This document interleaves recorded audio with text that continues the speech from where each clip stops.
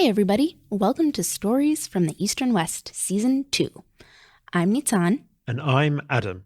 We're starting off the new season with a piece produced in collaboration with Only a Game. They're a show from WBUR in Boston, and they're great. Go and check them out wherever you get your podcasts.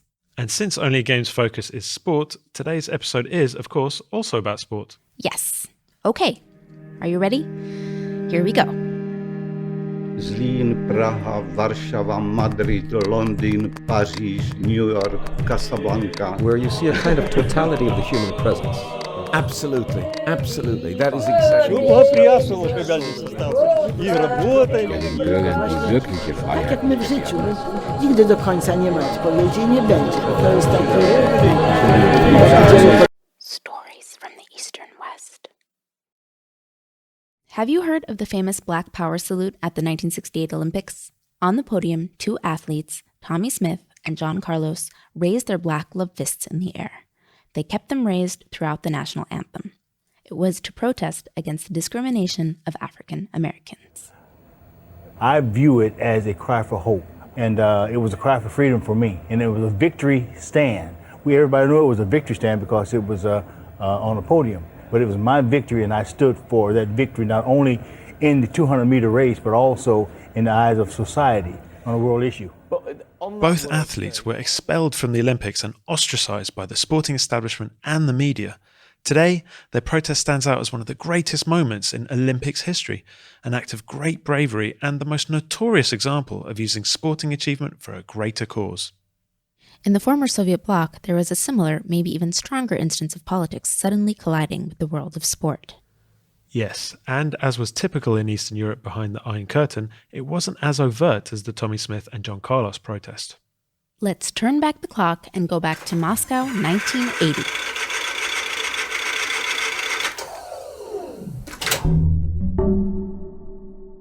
A little bit of background first. This story is about Poland, and Poland was never a part of the Soviet Union per se, but was well within the area of Soviet influence and control. At the beginning of the 1980s, Poland's economy was in decline. The country couldn't pay its foreign debts, and its relationship with the USSR was strained, and would only get worse.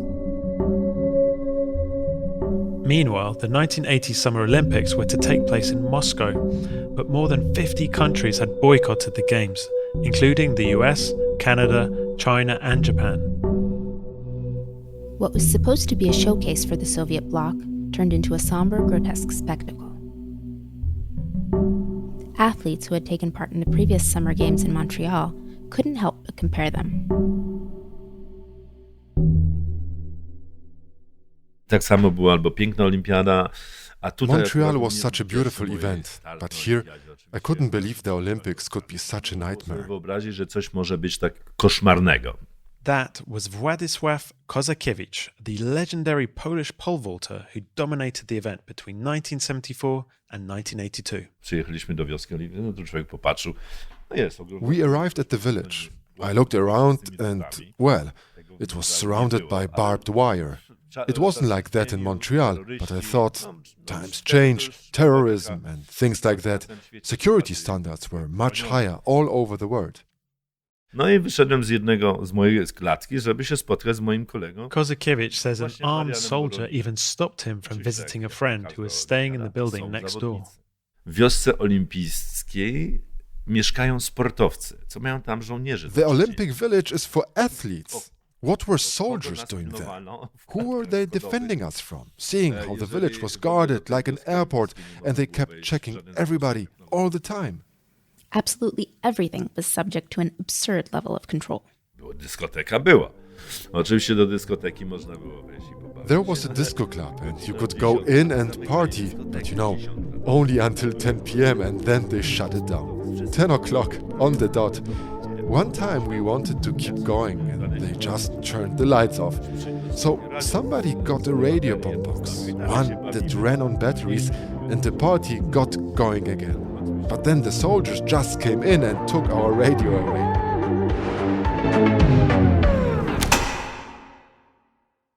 So, the overall atmosphere of the Moscow Olympics was pretty stressful. And for Kozakiewicz, there was a lot at stake. He'd broken his foot at the Montreal Games and failed to medal. Even though he'd won many major events over the previous 4 years, the fans at home were eager for him to bring back some Olympic hardware. But the Soviets weren't going to make it easy. Ja wtedy się strasznie denerwowałem. I was incredibly stressed out. We knew that they were obviously cheating, that they were doing everything to make sure the Russians won. Kozakiewicz saw a Soviet long jumper awarded a 4th attempt, even though he'd fouled 3 times and should have been eliminated. And he says in shot put and the discus, the judges were cheating too, rounding up the measurements just for the Soviet athletes. By the morning of the final, Kozakiewicz was a mess. Przed wejściem na stadion nie potrafiłem sklecić zdania. I was so stressed I could barely talk. I hadn't slept, so in the morning I was like, okay, I'm done with this. Sleepless nights are too much. But that feeling only lasted until I entered the Do stadium. momentu, kiedy wszedłem na stadion.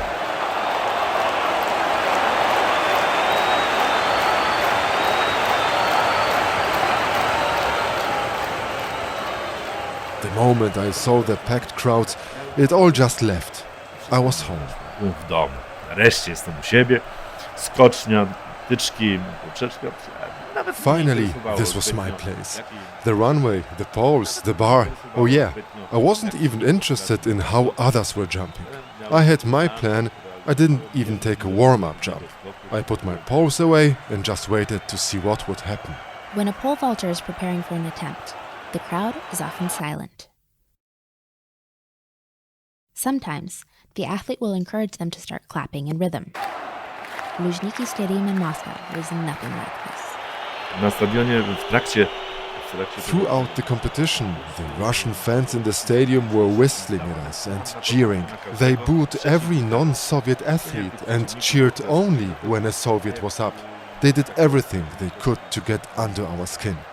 And, as they'd done before, the Soviet authorities made sure the audience was made up of the right sort of people. Można sobie wyobrazić, Imagine easily 70,000 people. The stadium really was packed to the very last place, but in part it was because they were shipping people into the stadium, like from jail, prisons. Like there was a whole section full of prisoners from some Moscow penitentiary. But I was so tough back then, all I wanted was to confront the Russians.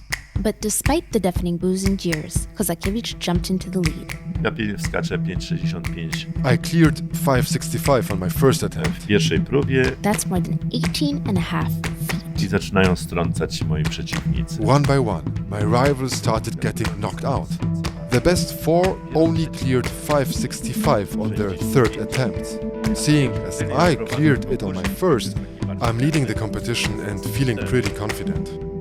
Kozakiewicz had the lead, but his rival, Konstantin Volkov, had the support of the Moscow crowd. My anger was mounting as the competition went on. With only 4 pole vaulters remaining in the competition, Kozakiewicz took his turn and cleared the bar at 5.70 on his first attempt. Jest coś nieprawdopodobnego. W takiej formie nie widzieliśmy chyba Kozakiewicza. Skacząc te 5,70, As soon as I cleared that bar at 5.70, that was a gold medal. Volkov had almost no chance to match that mark. Kozakiewicz knew it, and as he stood up from the landing mattress, he did something completely unexpected. Pokazałem tego polskiego wała, takiego... I told them, I showed them the arm. You know what I mean. Put it in their Soviet face, showed my anger for all their whistling.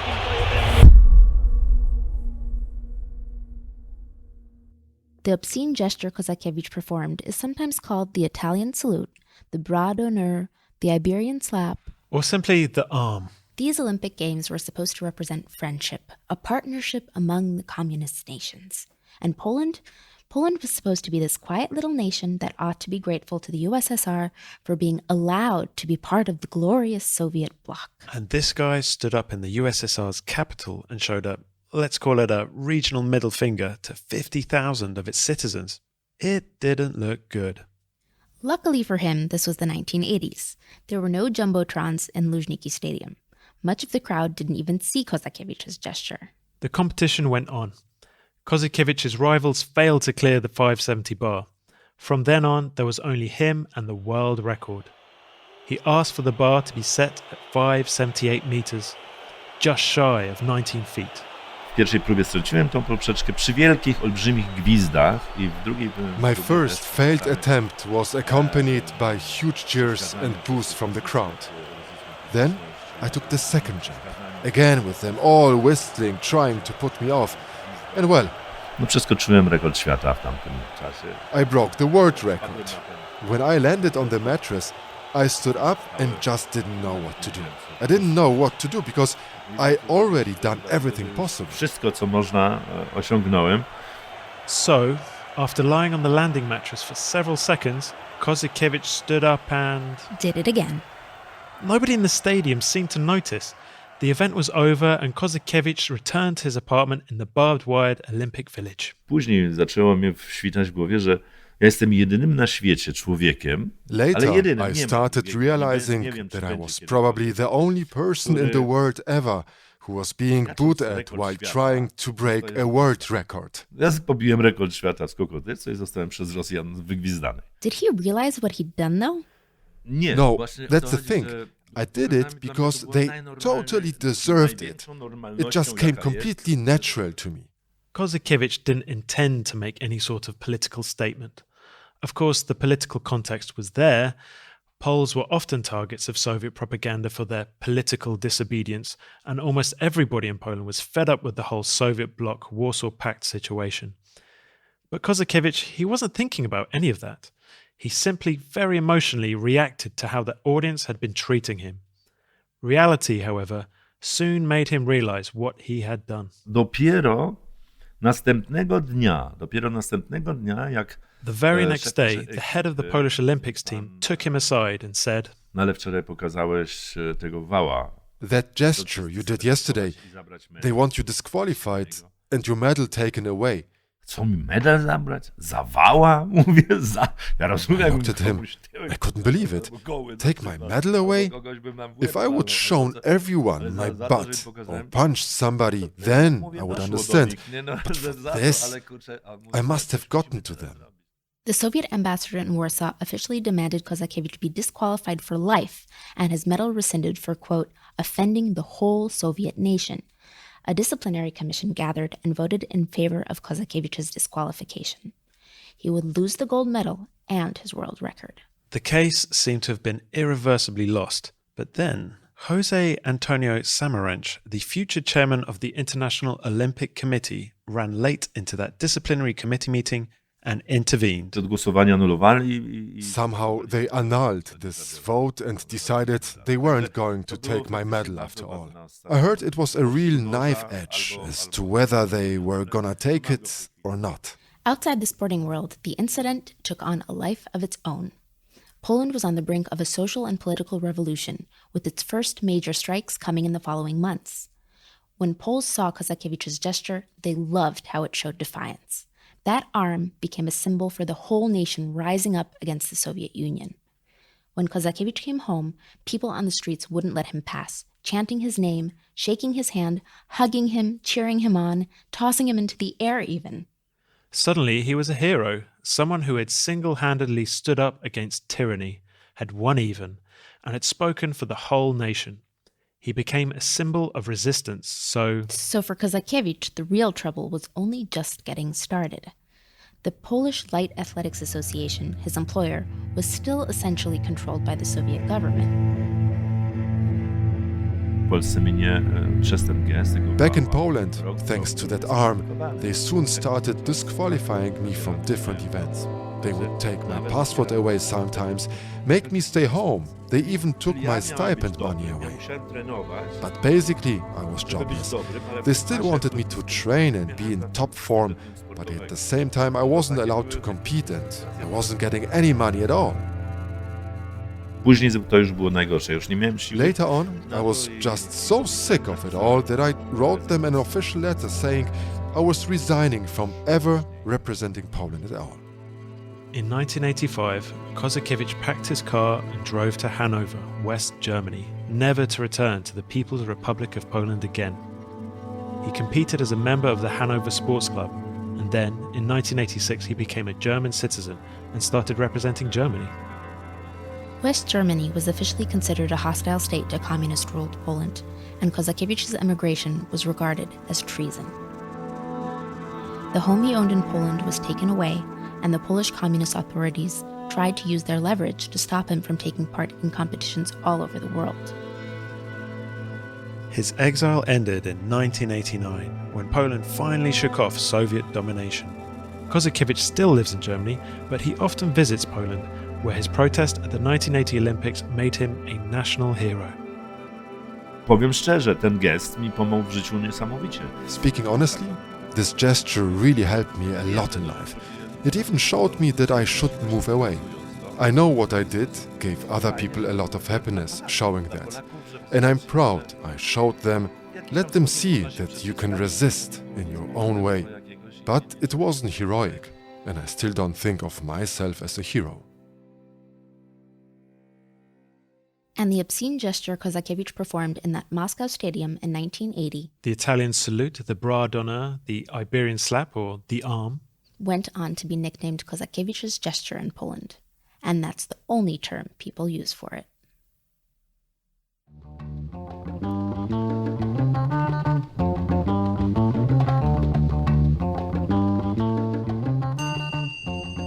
Stories from the Eastern West is produced by Culture.pl and was hosted by Adam Żuławski and me, Nitzan Reisner.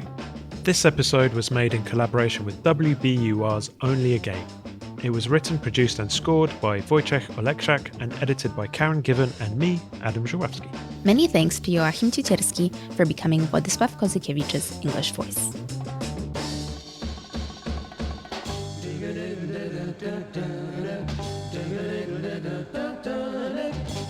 The music in our credits is a song by DJ Spike and Break the Funk. If you want to see notes from this episode, tap the show art in your app or go to sftew.com.